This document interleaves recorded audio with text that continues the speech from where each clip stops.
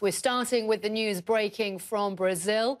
A crane at the venue of the opening game of next year's World Cup has collapsed, killing 2 people. For more on the incident at the Corinthians Arena in Sao Paulo, we're going to cross straight live now to CNN's Shasta Darlington. Shasta, just bring us up to date with a few more details. What exactly do we know has happened?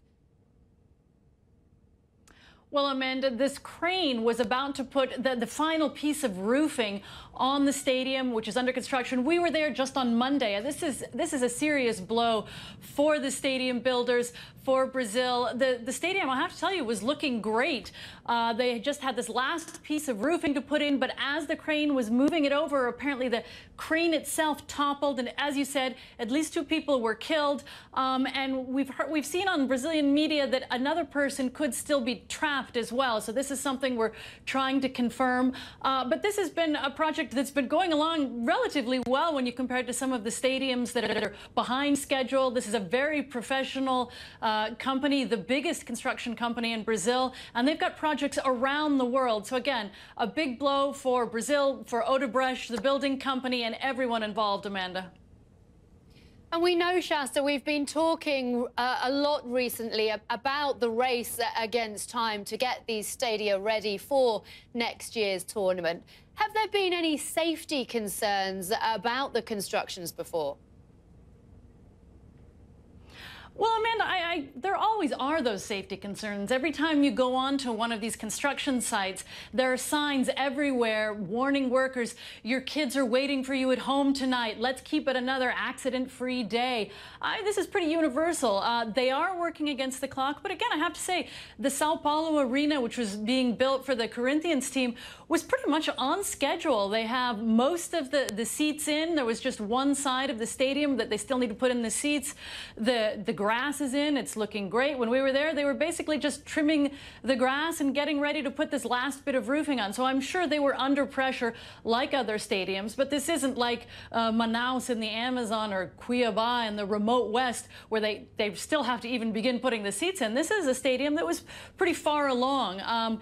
It's been very rainy in Sao Paulo lately, I can say that. It was a very muddy construction site when we were there the other day.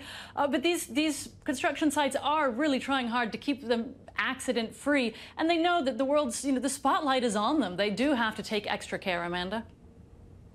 What impact do you think this might have, if any, on the chances of Sao Paulo hosting the opening ceremony, the opening game of the World Cup next year?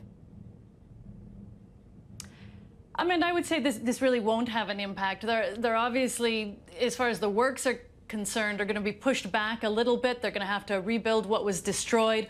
I think this will be more of a moral impact. We were there on Monday. People were excited. They were talking about how the first game that they were going to play on the pitch was going to be with the workers on the site. So I think that's where it's going to be emotional. It's going to be a real morale killer. This is something that nobody wants to see happen. And of course, it doesn't reflect well on Brazil as it's preparing to host this huge event.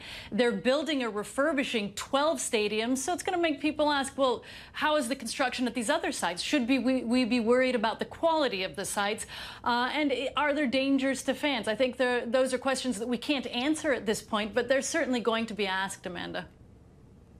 Thanks very much for now, Shasta. I can tell you also that the Jerome Valcke, who's the General Secretary of World Football's governing body, FIFA, has tweeted in the last few moments. He's said, extremely shocked by the news from Sao Paulo. Our thoughts are with the families of the victims of this accident.